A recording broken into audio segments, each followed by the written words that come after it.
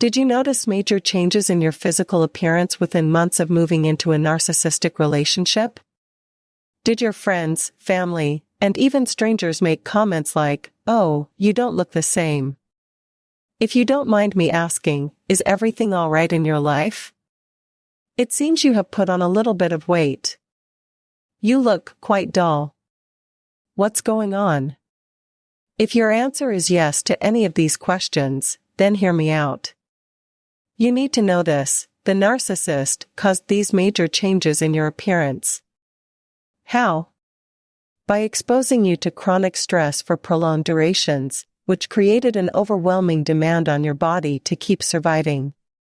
In this episode, we are going to talk about this topic in depth and detail. First, they expose you to extreme levels of chronic stress by abusing you in all insidious ways possible. You know that, but this stress, this constant activation of your nervous system, triggers rapid weight gain. Why?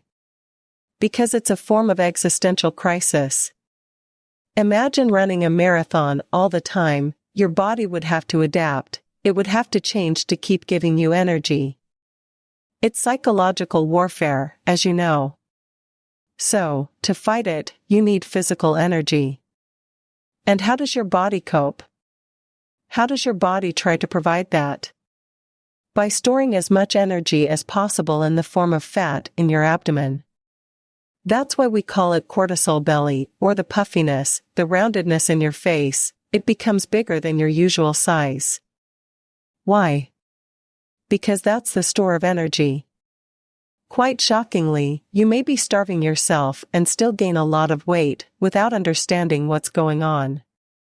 And unfortunately, as callous as they are, they will get one more reason to put you down, to shame you, belittle you, and to convince you that you're not as amazing as they thought you would be when they were idealizing or love-bombing you. The change in your appearance, gaining a lot of weight, impacts your self-confidence, self-esteem, and self-worth. But here's the good news: once the stress reduces, once your nervous system comes back to its original relaxed state, your metabolic rate also changes, which then naturally helps you to lose a lot of weight without putting in any efforts at all. Second, the same stress makes your body age faster, and with aging comes a lot of facial changes, with wrinkles being the primary indicator of it. Cortisol and excess levels of fat and blood break down collagen, which then impacts elasticity of your skin, and that ultimately creates that droopy effect, which pronounces those fine lines in your face, making it easier for the narcissist to abuse you, to shame you, to compare you, and to make you think you are really an old, rotten person who deserves to be abused. Your eyes change, they become hollow, there are big eye bags that you never had, or your eyes sink in. It's as if your eyes are getting directly impacted by the abuse they're witnessing, and it's so harrowing to experience that they just want to escape, which is why they go into your skull. It's a symbolic understanding of what actually happens as a physical phenomenon, but that's how I interpret it. With high stress level comes high cortisol levels, as you already know, and that triggers a lot of oil production primarily in your face. And guess what does that lead to? Acne outbreaks, acne you never had before. You had very clear, smooth skin, but all of a sudden, you have outbreaks, you have all forms of acne, and no matter what medication you take to get rid of them, you keep having them, mostly when the narcissist does something really horrible, and you're deeply stressed. There you have a flare-up. Unwanted hair growth is also a thing, primarily in women. Cortisol and its production in the body impact all other hormones, progesterone and estrogen being the two main ones, and then the testosterone levels as well in females, which then leads to an overall imbalance of this cocktail of hormones, and that leads to overgrowth in areas you're not supposed to have a lot of hair. It does not make any sense, but if you were to understand it this way, you will get a full-on clarity about what happened to you, and you can be compassionate towards yourself instead of shaming and internalizing the shame that was projected on you by the narcissist. Third, body temperature fluctuations. This is something that I have struggled with all my life, and sometimes I still do. Your body temperature is either higher than what it is in normal people or slightly lower. I'm not making it up. I can tell you that all my life, people used to shake their hands with me, mostly in cold winter because my hands would be blazing hot, like really warm, and I was like, oh, probably I'm too warm-blooded than they are. So that is what it is. But what I did not know was the temperature fluctuation, the overall dysregulation of my HPA axis, or the overall vagal tone. My nervous system was disrupted, and that is what led to excessive heat.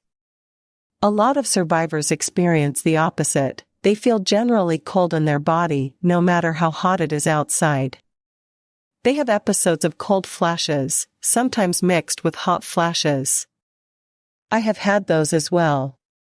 One experience that I would like to share with you is around 2018 or something.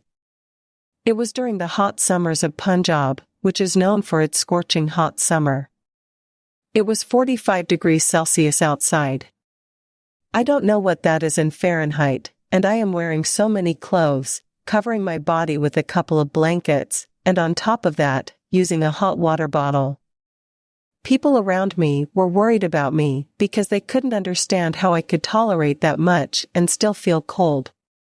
Can you believe people around me were sweating when I was shivering?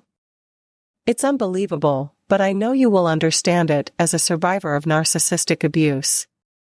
And if you have been through something like this, share your experiences in the comments. Drop your experiences because who knows, you might end up validating so many survivors. Fourth, hair loss. A lot of survivors experience it. Sometimes it's temporary, other times it's permanent. High cortisol, adrenaline, and noradrenaline levels, and fluctuations in thyroid-stimulating hormone also impact the growth of your hair follicles. Too much stress puts your hair follicles in a resting phase. If you want to understand how narcissistic abuse impacts your hair loss or hair growth, you can watch a separate video that I have created on the same topic by clicking the I button. No matter what you do to take care of your hair, no matter how many products, oils, and serums you apply, it keeps thinning, you keep losing your hair. Out of frustration, you try to understand what's going on, but you do not find an answer. And the answer is, it is your stress, it is the imbalance in your biochemistry alongside the dysregulation in your nervous system. If you want to fix the problem of your hair loss, you need to work at the root level, which is somatic healing, which is body healing, which is body work, which is regulating your nervous system and then regulating your hormonal levels, taking care of it, and you will notice your hair will regrow. How can I say it? My personal experience.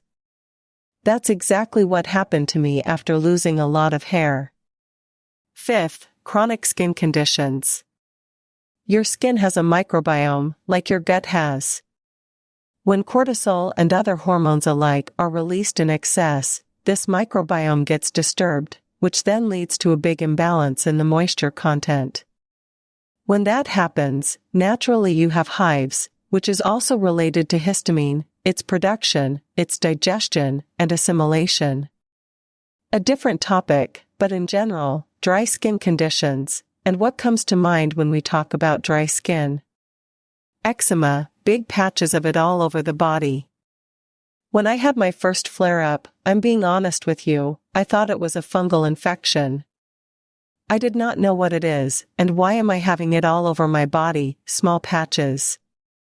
Then, it's a dermatologist who explained to me that this is a chronic condition called eczema that you cannot completely get rid of. It's going to stay, and it's a skin condition. Sometimes you will have flare-ups, other times it will be calm. So, you just have to know how to manage it.